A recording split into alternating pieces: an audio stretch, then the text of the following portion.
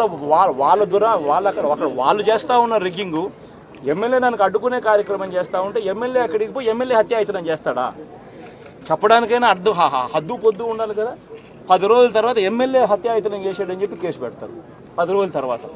ఇప్పుడు నిజంగానే అటువంటి ఇన్సిడెంట్ జరిగిందంటే సిట్టు 17వ తారీఖు నుంచి మే 17వ తారీఖు నుంచి 20వ తారీఖు లోపల మధ్యలో ఇచ్చిన రిపోర్ట్లో ఆ సిట్లో అది చెప్పాలి కదా, ఇట్లా జరిగింది, ఎమ్మెల్యే అనే వ్యక్తి హత్యాయతనం చేసే కార్యక్రమం చేశాడు అని చెప్పి రావాలి కదా. మరి ఎందుకు సిట్ రిపోర్ట్లో రాలేదు?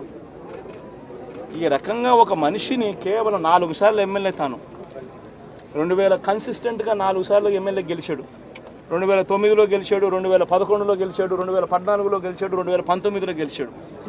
ఒక మనిషి కన్సిస్టెంట్గా 4 సార్లు ఎమ్మెల్యేగా గెలుస్తూ వస్తున్నాడు అని అంటే ఆ మనిషి మంచోడు కాబట్టి గెలుస్తూ వచ్చాడు, ఆ మనిషి మంచోడు కాబట్టి ప్రజలు ఆశీర్వదిస్తూ వచ్చారు. అటువంటి వ్యక్తిని తీసుకొని వచ్చి తప్పుడు కేసులలో ఈ మాదిరిగా బిగించడం ఎంత మటుకు ధర్మం? ఈరోజు ఒక్క రామకృష్ణారెడ్డి ఒక్క పరిస్థితే కాదు, రాష్ట్ర వ్యాప్తంగా ప్రతి గ్రామంలోనూ కూడా ఇదే కార్యక్రమాలు జరుగుతూ ఉన్నాయి.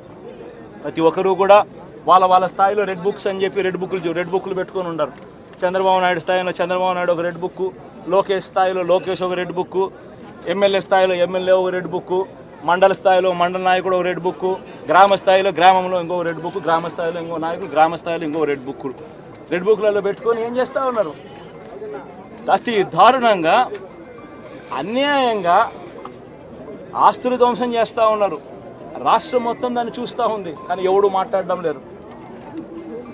దొంగ కేసులు పెడతా ఉన్నారు, పోలీసులు ప్రేక్షక పాత్ర పోషిస్తూ ఉన్నారు.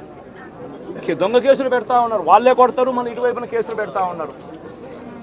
రాష్ట్రం మొత్తం ఇది చూస్తూ ఉంది. చీని చెట్లు నరికేస్తూ ఉన్నారు, ఆస్తులు ధ్వంసం చేస్తూ ఉన్నారు, కనిపిస్తూ ఉంది. ఎమ్మెల్యేలు ఏకంగా జేసీబీల మీద పొక్లేన్ల మీద ఎమ్మెల్యేలు స్వయంగా తిష్టేసి ఏకంగా పోయి బిల్డింగులు పగలగొట్టే కార్యక్రమాలు చేస్తూ ఉన్నారు. ఇంతటి దారుణంగా నిజంగా చేస్తూ ఉన్నారు అని అంటే ఎల్లకాలం ప్రభుత్వం మీది కాదు, ఎల్లకాలం రోజులు మీయే ఉండవు చంద్రబాబు, అది గుర్తుపెట్టుకో. మీ పాపాలు పండుతూ ఉన్నాయి వేగంగా. ప్రజలు దీన్ని క్షమించని పరిస్థితుల్లోకి వస్తారు. ఖచ్చితంగా మీకు బుద్ధి చెప్పే పరిస్థితులు రోజులు కూడా ఉంటాయి. చేతనైతే మంచి చేయండి, మంచి చేసి ప్రజల మనసులు గెలుచుకుని ఓట్లు ప్రజల మనసుల్లో స్థిరస్థాయిగా నిలబడే కార్యక్రమం చేయండి. కానీ తప్పుడు రాజకీయాలు ఈ మాదిరిగా నువ్వు ఒక్కరివే చేస్తావు అనుకుంటా ఉన్నావు. ఇదే మాదిరిగా కొనసాగితే రాష్ట్రంలో ఒక తప్పుడు సాంప్రదాయానికి నువ్వు నాంది పలుకుతా ఉన్నావు. నువ్వు వేసే ఈ బీజం, నువ్వు వేసే ఈ తప్పుడు సాంప్రదాయం, రేపొద్దున నువ్వు వేసే ఈ బీజం చెట్టు అవుతుంది. రేపొద్దున నువ్వు ఏదైతే ఇత్తుతావో అదే పండుతుంది. రేపొద్దున మళ్ళీ మీ గ్రామాలలో మీ కార్యకర్తలకు ఇదే పరిస్థితినే ఇదే మాదిరిగానే మళ్ళీ జరిగే కార్యక్రమాలు కూడా జరుగుతాయి. అటువంటి తప్పుడు సాంప్రదాయాలు దయచేసి ఇప్పటికన్నా ఆపండి. నాయకులుగా ఉన్న మనలాంటి ఎలా జరిగిందో మనందరికీ కూడా తెలుసు. ఆయనని తీసుకెళ్ళి ఆయన పరామర్శించడానికి జగన్మోహన్ రెడ్డి అనే వ్యక్తి, ఒక మాజీ సీఎం, ఫస్ట్ తీసుకున్న ప్రోగ్రామ్ కూడా ఏంటంటే ఒక ఖైదీని వెళ్ళి కలవటానికని ప్రోగ్రామ్ తీసుకున్నారు. అది అతని ఇష్టం. అది కూడా ఏంటి, ఒక 25 లక్షల రూపాయలు ఖర్చు పెట్టుకొని అక్కడికి వెళ్ళి ఒక హెలికాప్టర్లో వెళ్ళారు, ఒక డబ్బున్నవాడు వెళ్ళాడు, తీసుకొని పెట్టుకున్నాడు. నేను ఇక్కడ ఏమంటానంటే యాక్చువల్గా పిన్నెల్లి గారికి ఉన్న ములాఖాతులు టైం అయిపోయింది.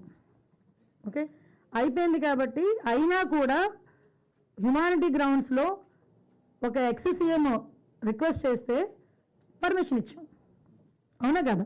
ఇంతకుముందు చంద్రబాబు నాయుడు గారిని అక్రమంగా జైల్లో పెట్టినప్పుడు కుటుంబ సభ్యులకి 3వ ములాఖాత్ ఇవ్వాలంటే ఇచ్చేవారు కాదు.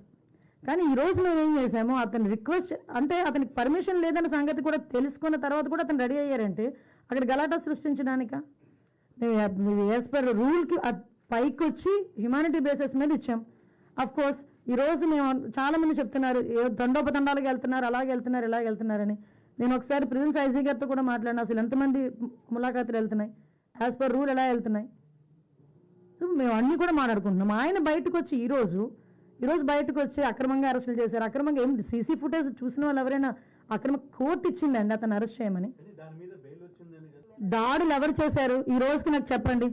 దాడులు ఎవరు చేశారు? దాడులు చేసినట్టు ఎక్కడైనా రికార్డెడ్గా ఉన్నాయా? ఎవరైనా కంప్లైంట్ ఇచ్చారా?